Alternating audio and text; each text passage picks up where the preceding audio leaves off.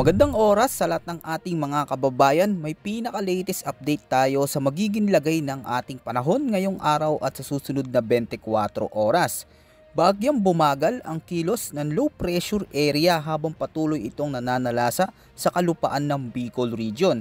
Alamin natin ang pagbabago sa direksyon nito at anong mga lugar ang apektado ngayon ng mga malalakas na pag-ulan dulot ng hinahatak nitong habagat. Ayon sa pinakabagong datos ng Pag-asa, ang low pressure area ay namataan sa baybaying karagatan ng Camarines Norte. Kasabay nito ang pananalasa ng pinalakas na habagat o yung tinatawag nating enhanced southwest monsoon sa malaking bahagi ng bansa dahil sa low pressure area. Para naman sa weather forecast condition natin ngayong araw sa buong Metro Manila, Ilocos Region, Cordillera Administrative Region, Cagayan Valley, Central Luzon, Calabarzon, Camarines Norte at Camarines Sur, asahan na maulap na kalangitan na may kalat-kalat na pag-ulan, pagkulog at pagkidlat dulot ng low pressure area.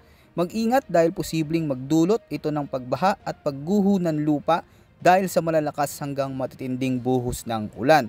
Samantala sa Visayas, Mimaropa, Zamboanga Peninsula, Northern Mindanao, Sorsogon at nalalabing bahagi ng Bicol Region, makakaranas din na maulap na kalangitan na may kalat-kalat na ulan at thunderstorms na dala ng habagat o southwest monsoon.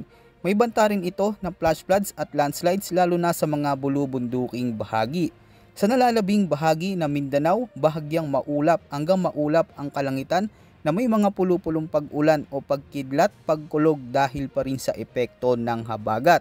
Hindi rin ito ligtas sa posibilidad ng mga biglaang pagbaha o pagguho ng lupa lalo na kung may malalakas na thunderstorms.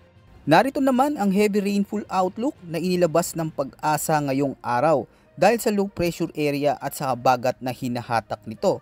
Ngayong araw, 100 to 200 mm na buhos ng ulan ang inaasam babagsak sa mga lugar sa Quezon, at 50 hanggang 100 mm naman ng ulan ang posibleng maranasan sa Cagayan, Isabela, Nueva Ecija, Aurora, Bulacan, Rizal, Laguna, Camarines Norte, maging ang Camarines Sur, Occidental Mindoro, Antique at sa may Palawan.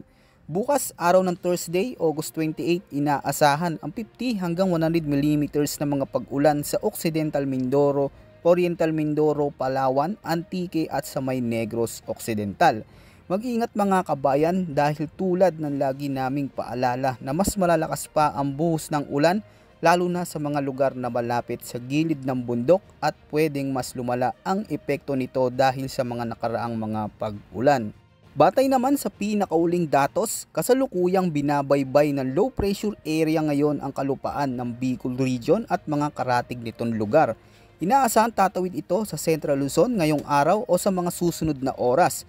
May pagbabago sa direksyon nito, bahagyang bumagal ang kilos ng LPA habang nananatili sa Bicol Region.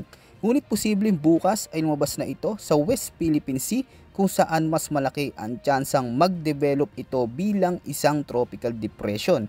Habang tumatawid, patuloy nitong hinihila ang southwest monsoon o habagat na nagdadala ng mga pag-ulan ngayon sa iba't ibang bahagi ng bansa. Itong dahilan kung bakit patuloy na nakakaranas ng malalakas na pag-ulan ang ilang lugar na kabilang sa forecast rainfall outlook na binanggit natin. Kaya naman napakalaga ng tuloy-tuloy na pagbabantay sa kilos at direksyon ng sistemang ito. Manatiling nakantabay sa mga susunod na ulat ng panahon dito lamang sa ating channel para sa pinakabagong update at pinakamalagang impormasyon na dapat nating paghandaan.